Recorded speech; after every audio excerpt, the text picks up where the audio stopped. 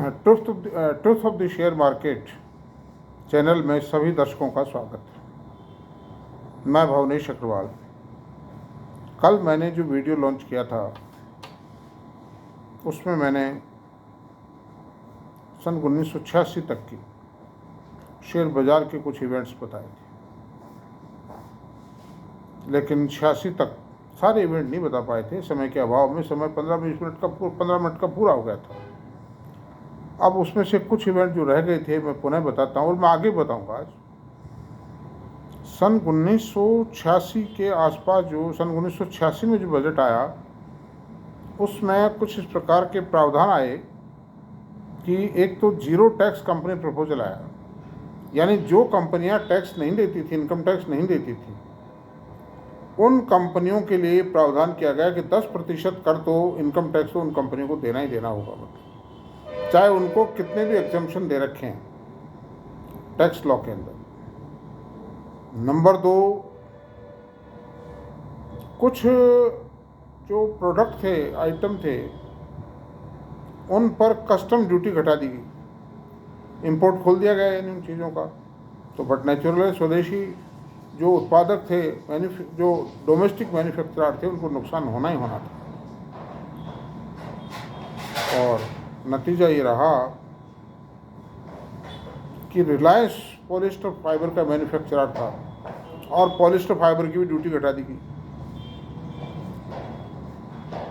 तीसरी घटना ये घटी, बजट के अलावा घटी थी वो, कि रिलायंस ने कई 3-4 सीरीज जारी करी थी नॉन कन्वर्टेबल डिबेंचर्स की, और उनमें से एक फर्स्ट सीरीज को उसने इक्विटी में कन्वर्ट कर दिया था।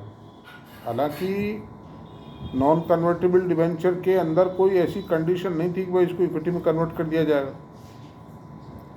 दूसरी सीरीज को कन्वर्ट करने का भी उसने बोर्ड डिसीजन ले लिया, और उस बट नेचुरल है कि बोर्ड का डिसीजन आते ही, कंपनी का प्रोनाउंसमेंट आते ही, नॉन कन्वर्टेबल डिबेंचर, चूंकि वो तो इक्विटी से लिंक हो गया था एक तरह से, वो कन्वर्टेबल डिबेंचर बन गया था, यूँ मानिए नॉन कन्वर्टेबल से, तो उसमें भयंकर खरीदारी और भयंकर तेजी आना शुरू हुआ। और इतना ज़्यादा तेज़ी आई उसमें और लोगों ने इतना ज़्यादा ख़रीदा उसको कि पूछो मत। लेकिन एक दिन शाम को ये खबर आई कि सरकार ने नॉन कन्वर्टेबल डिबेंचर को इक्विटी में कन्वर्ट करने पे रोक लगा दी। और एक्चुअली वो लगाई गई रिलायंस के लिए थी, क्योंकि रिलायंस ही कर रहा था ऐसा। तो लोग मारे गए उसमें भी।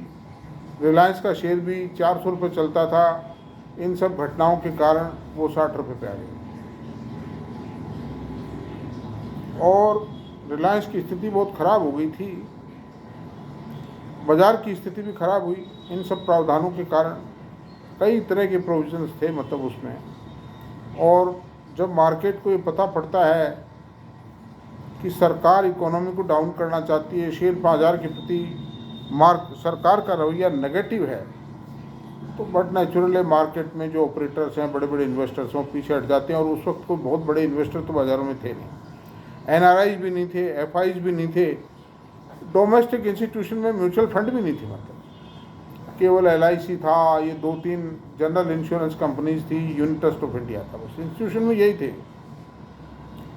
और जो मैनेजमेंट के पास जो थे वो थे ही, मतलब। तो हालत ख़राब हो गई बाज़ार की, गिरता ही चला गया बाज़ार। आईपीओ भी आना बंद हो गया, मंदी के अंदर आईपीओ नहीं आते, मतलब।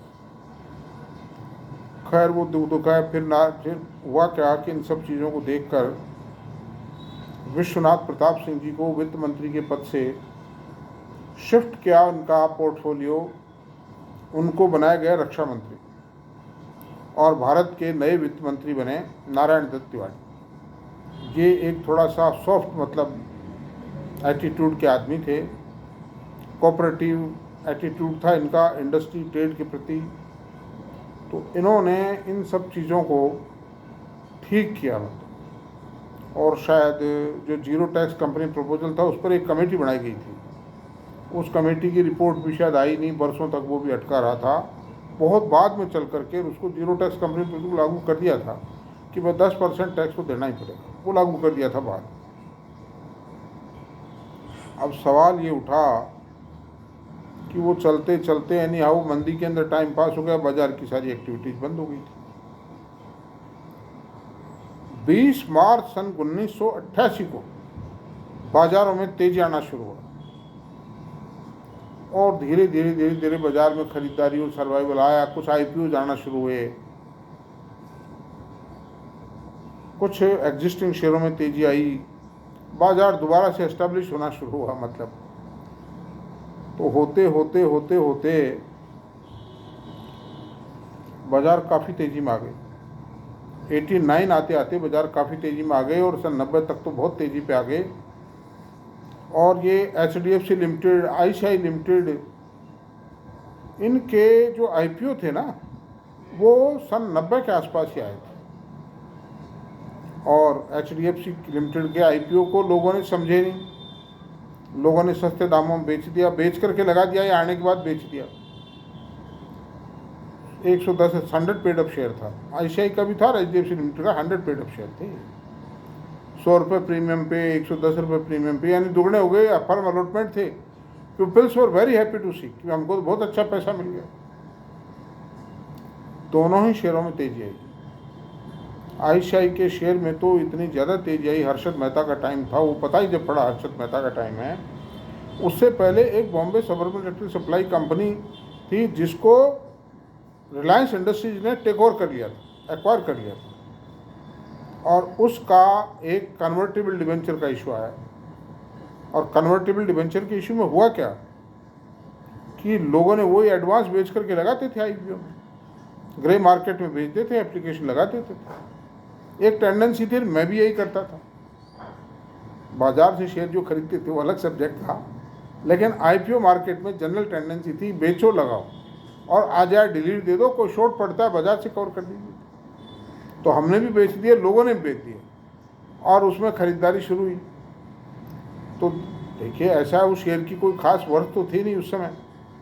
हमने सारे कैलकुलेशन कर ली, सब कुछ कर लिए, लेकिन उस शेयर में उस कन्वर्टेबल डिबेंचर में लगातार खरीदारी चल रही। और नौबत ये आई कि IPO आते आते IPO का रिजल्ट 2-2.5 महीने लगते थे पहले। IPO का अलॉटमेंट आकर के सर्टिफिकेट आते आते 50 रुपये पे जो प्रीमियम शुरू हुआ था वो 225 रुपये पर बॉन्ड का प्रीमियम, और मजबूरन हमको कवर करना पड़ा उसको और भारी घाटे उठाने पड़े, लाखों रुपए के घाटे। भुगता जो भी था खर्च किया। उसके साथ ही ITC एग्रोटेक का IPO आया। ITC एग्रोटेक के PO में भी 10-20 रुपये से उसका प्रीमियम शुरू हुआ, उसका 500 रुपये प्रीमियम पहुंच गया। और हर्षद मेहता की तेजी जब परवान पे पहुंची तो इसे Bombay suburban electric supply company का बॉन्ड का प्रीमियम भी 2000 रुपये पहुंच गया। मतलब अच्छा, फिर ITC के शेयर का प्रीमियम भी 2000 रुपये पहुंच गया। गजब साहब, मतलब तूफान आ गया बाजारों में। लोगों के सौदे सलटे, कुछ झगड़े हुए लोगों में आपस में, जो भी था। खैर मैंने तो चुका दिया था, मतलब 2.25 लाख रुपए का जो लॉस था मैंने पेमेंट कर दिया था, दैट्स ऑल। ICICI के शेयर मैंने बाजार से भी खरीदे थे और 100 पेड अप शेयर था वो। 100 पेड अप शेयर की परिणाम क्या हुआ कि वो 300 रुपये में मैं उस शेयर को बेचने गया एक दिन, मेरे को जो अलॉटेड शेयर थे। और वो क्यों बेचने गया, 300 मैंने बाजार से खरीदे, 300 मेरे को अलॉटमेंट आई। तो मुझे क्योंकि BSE Bombay suburban electric supply के लॉसेज चुकाने थे, मैं बेचने गया उसको। वो बिका नहीं 300 रुपये में। 300 रुपये में किसी ने, कोई ब्रोकर को कोई लेवाल नहीं था उसका। तो मैंने रख लिया उस शेयर को और मैंने दूसरे तरीके से उसका दूसरा इंतजाम करके पैसा चुका दिया। उसके बाद में 10-15 दिन बाद उसमें तेजी आना शुरू हुआ। मैंने जो बाजार से खरीदे थे ट्रांसफ़र करने भेज दिए, कंपनी को ICICI के शेयरों को ट्रांसफ़र करने भेज दिया। और परिणाम ये रहा कि वो 10 महीने तक वो शेयर ट्रांसफ़र होके नहीं आए। मैं बहुत परेशान हो गया। उस समय साधन नहीं थे, जयपुर से कोई फ़्लाइट बॉम्बे नहीं जाती थी, रेल बॉम्बे नहीं जाती थी, कोटा सवाई माधोपुर से जाती थी रेलें, बहुत साधन नहीं थे, बहुत दिक्कत थी। टेलीकॉम सिस्टम नहीं था। वो जो टेलेक्स से जीपी दिए वो GPO जा कर के दिए मैंने उसको, लेकिन कोई जवाब नहीं दिया कंपनी, नो रिप्लाई। 10 महीने बाद परेशान होके और मुझे दुख सुख पाके बॉम्बे जाना पड़ा। बॉम्बे में बड़ी मुश्किल से 2-3 दफ्तरों में जाने के बाद मुझे बताया गया कि आपके शेयर आपके नाम कल ही ट्रांसफ़र कर दिए। तो मैंने कहा भाई दे दो ये शेयर, हमको दे दो बात। तो कैसा आप देखते हैं, अगर हैं तो दे देंगे आप। लेकिन वो बाबू ने बताया आकर के कि कल ही डिस्पैच भी कर दिया हमने साहब इसे। मका मुझे एक चिट्ठी दो यार लिख करके कि ये शेयर मेरे, ये फोलियो है, मैं नंबर ट्रांसफ़र कर दिए। खैर वो भले आदमी थे बेचारे, उन्होंने चिट्ठी भी दे दी मेरे को, लेटर दे दिया है। मैं आ गया, मैं बहुत टेंशन में था क्योंकि इतनी बड़ी रकम 36 लाख रुपए हो गई थी उन शेयरों की। भेजा जब 3 लाख रुपए थी। मुझे थोड़ी राहत मिली, मैंने खाना वाना खाया, रेल के टिकट का जुगाड़ किया जयपुर आने के लिए। कोटा तक आई वो ट्रेन, आ गया मैं, जयपुर आ गया। मैं आया, मेरे शेयर तैयार थे ट्रांसफ़र होकर, मतलब यहाँ डाक से आ गए थे। खैर एनीवे, मतलब ये घटना इसलिए सुना रहा हूँ कि कितना मुश्किल था उस समय शेयर में काम करना, उनको ट्रांसफ़र कराना, लाना देना करना, साधनों के अभाव में था। बहुत मैनुअल एज थी, मैनुअल एज थी शेयर। बाज़ारों में मंदी आई, उसके बाद में हर्षद मेहता के कांड आए, बाजार विस्फोट हुए, बाज़ारों में बिल्कुल बहुत बहुत बड़े ज़बरदस्त गिरावट आई। हर्षद मेहता गिरफ्तार हुआ, कई बैंक अधिकारी गिरफ्तार हुए। उन सब के बाद में हुआ ये कि थोड़ा सा जब वो स्थिति थोड़ी पुरानी हुई, साल एक भर, तो बाज़ार में फिर थोड़ी जान आई, फिर IPO आना शुरू हो गया। उसमें अप्लाई फिर किया हमने, लेकिन आते ही बेच देते थे उसको, पहले नहीं बेचते थे। फिर हमने सुधार ये किया आने के बाद बेचो, काफ़ी शेयर अलॉटमेंट आए, मतलब बेच देते। लेकिन हुआ क्या, इन बिटवीन नरसिंह राव सरकार थी, मनमोहन सिंह जी प्रधानमंत्री थे, मुख्य वित्त मंत्री थे। तो उस समय WTO एग्रीमेंट उस सरकार ने साइन कर दिया जो वर्षों से भारत सरकार के विचाराधीन थे। उन्होंने इकोनॉमी को लिबरलाइज कर दिया, वो उदारीकृत खुली अर्थव्यवस्था। और उस WTO के साइन के परिणाम स्वरूप ये था कि जितनी भी कस्टम ड्यूटी लगी हुई थी फॉरेन डंपिंग पे, वो सब कम हो गई, हट गई, कम हो गई, बहुत कम हो गई। परिणाम स्वरूप देश का जो स्वदेशी उद्योग थे, डोमेस्टिक इंडस्ट्री थी, बिल्कुल बर्बाद हो गई। कागज़ उद्योग, सीमेंट कागज़ उद्योग था, कपड़ा उद्योग था, कई इंजीनियरिंग गुड्स थे, केमिकल इंडस्ट्री थी, इलेक्ट्रॉनिक इंडस्ट्री थी, टीवी, फ्रिज, ये सब बनते थे, सब बट्टे खाते हो गए, सब खत्म हो गए। और ये कोटा परमिट राज था उस समय, कोटा परमिट से माल बिकता था, साथ बड़ा भारी परेशानी आ गई। शेयर जो थे कागज़ के टुकड़े रह गए। और उस वक्त ये IT के शेयर, प्राइवेट बैंकों के शेयर तो थे नहीं, बस खाली ये जो 2-4-5 कंपनियां थी, ये जो FMCG की कंपनियां, जो फॉरेन की कंपनियां, हिंदुस्तान लीवर था, मतलब Hindustan lever, Nestle, Pond's, Britannia, Lakme, ये कुछ कंपनियां थी। लेकिन ये भी बिल्कुल कमज़ोर पड़ गई थी, बहुत हालत ख़राब हो गई थी इनकी। और सब ब्रोकरेज बंद, कई ब्रोकर, छोटे छोटे ब्रोकर थे, वो बंद हो गए थे। मेरे भी जो ICI की और FC की डिलीवरी थी, एक शेयर को मैंने बेचकर 33 लाख रुपए की, 33 लाख एज इट इज डूब गए। मतलब एक पैसा नहीं दिया मुझे उसने, सब खत्म। एनी हाउ भुगता सब चीज़ों को। जो शेयर अलॉट होके आए थे, वो बाज़ार बहुत ज़्यादा गिर गया, 2.5-3 महीने लगते थे, उसमें बाजार गिर गया। तो परिणाम ये रहा साहब कि वो शेयर रद्दी हो गए। अब वो ठीक है, मैंने कुछ पैसों से शेयर खरीद रखे थे, अच्छे अच्छे शेयर भी थे, पिडीलाइट के शेयर थे, टोरेंट फार्मा था, Pidilite, Torrent pharma, Ipca lab, lupin, Reliance, ICI bank, कई शेयर थे। और भी बहुत शेयर थे, सुप्रीम पेट्रो था, गुजरात हैवी केमिकल था, बहुत थे, अच्छे भी थे, खराब भी थे। लेकिन खैर एनी हाउ जो भी था भुगतना पड़ा, जो भी था हुआ सो हुआ। अब क्या, वो शेयर भी मिट्टी हो गए खरीदने के बाद। 560 रुपये में ल्यूपिन, 560 रुपये में टोरेंट, 350 रुपये में ल्यूपिन, 300 रुपये के अंदर ही पिडीलाइट खरीदा, सब मिट्टी हो गई। 50-60 रुपये रह गए बाद में। चले बड़ी हालत ख़राब भाई, क्या करें बताओ। तो नतीजा ये रहा, जैसे तैसे टाइम पास करते थे। फिर IT के अंदर, IT की 2-4 कंपनियाँ आ चुकी थी। विप्रो ने बिजनेस तो शुरू कर दिया था, लेकिन विप्रो के शेयर में मतलब चमक नहीं आई थी जब तक। फिर विप्रो में चमक आई, इन्फोसिस में चमक आई, सत्यम का भी शेयर आ चुका था, सत्यम में भी चमक आई। और ये एकदम से शूटअप हुए, 98 के पास जो आईटी बूम आया एकदम से आया था वो, और इन कंपनियों के जो रिजल्ट थे वो 3-3, 4-4 गुना बढ़ के आए, मतलब 300-400% की ग्रोथ एक साल, और वो ग्रोथ 1.5-2 साल ही टिकी। मतलब इन्फोसिस का शेयर 15,000 रुपये, विप्रो का शेयर 5-7 हज़ार रुपये हो गया, सत्यम का शेयर 7,000 रुपये हो गया। मेरे पास भी थे, सत्यम के शेयर भी थे और एक बीएफएल के शेयर थे जो आज एम्फसिस है। मैंने सस्ते बेच दिए उन शेयरों को। ये सोच ही नहीं सकते थे कि इतनी बड़ी ग्रोथ आई। पैसे की ज़रूरत थी उस समय, मार्केट ठप पड़े थे, क्या करो। होता यही है इन्वेस्टर के साथ, रिटेल इन्वेस्टर के साथ यही होता है। और वो 1.5-2 साल चल कर के लोगों ने F&O में बहुत सौदे किया, आईटी के अंदर, इन्फोसिस में, विप्रो में, आपटेक शेयर था, एक HCL इन्फो के नाम से शेयर था, जिसके आज ये दो कंपनियां बनी हुई हैं आज, HCL टेक्नो और HCL इन्फो। ये डीमर्जर बाद में हुआ, तो काफ़ी बर्बाद हुई, उसमें एकदम से गिरावट आई इन शेयरों के अंदर भी। इन्फोसिस ने भी बाद में लॉसेज रिपोर्ट की, 1 साल में तो घाटा हुआ इसको भी।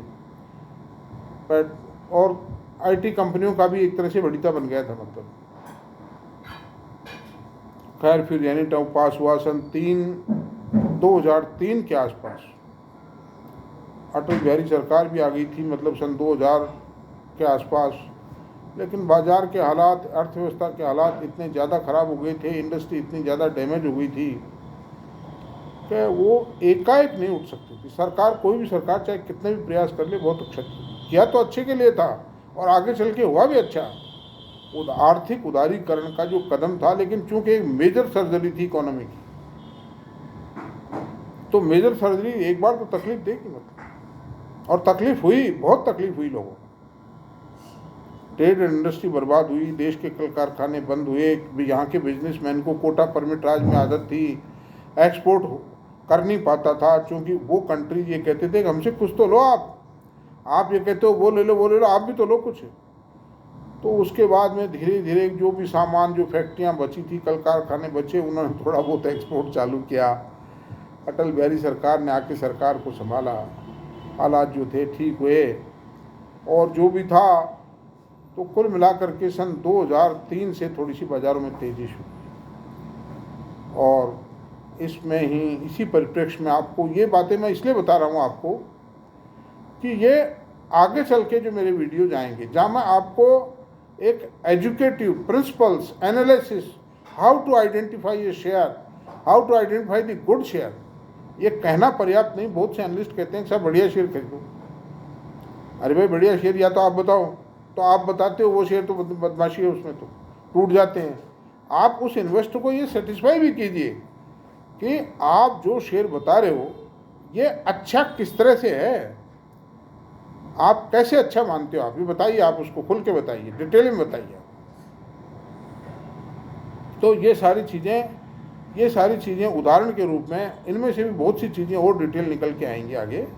ये सब, ये प्रेम्बल है, आज मेरा सेकंड वीडियो है, ये प्रेम्बल है। मैं आगे चल के बहुत ज़्यादा आपको बताऊंगा और आपको आत्मनिर्भर करूंगा इस मामले में।